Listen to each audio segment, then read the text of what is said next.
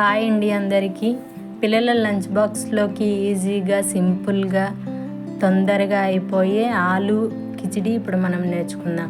ముందుగా ఒక ప్లేట్ తీసుకొని అందులో ఉల్లిపాయ, టమాటో, పచ్చిమిరపకాయ, బంగాళదుంప కట్ చేసి పెట్టుకోవాలి. ఇప్పుడు ఒక కుక్కర్ తీసుకొని అందులో ఆయిల్ వేసి చెక్క, లవంగాలు, పచ్చిమిరపకాయ, జీలకర్ర, ఉల్లిపాయ వేసి బాగా వేయించుకోవాలి. ఇప్పుడు కొంచెం అల్లం వెల్లుల్లి పేస్ట్ వేసుకొని మరికేసేపు మగ్గనివ్వాలి. ఇప్పుడు మనం ముందుగా కట్ చేసి పెట్టుకున్న టమాటో, బంగాళదుంప వేసి కాసేపు వేయించుకోవాలి.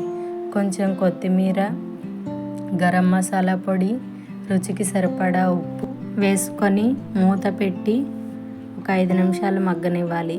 ఇప్పుడు ఒక గ్లాస్ బియ్యం తీసుకొని శుభ్రంగా 2-3 సార్లు కడుక్కొని ముందుగా రెడీ చేసి పెట్టుకున్న మసాలాలో వేసుకొని ఒక గ్లాస్ బియ్యానికి 2 గ్లాసుల వాటర్ చొప్పున వేసుకొని కొంచెం కొత్తిమీర చల్లి ఉప్పు సరిపోయిందో లేదో చూసుకొని మూత పెట్టి 2 విజిల్స్ వచ్చే వరకు ఉడకనివ్వాలి.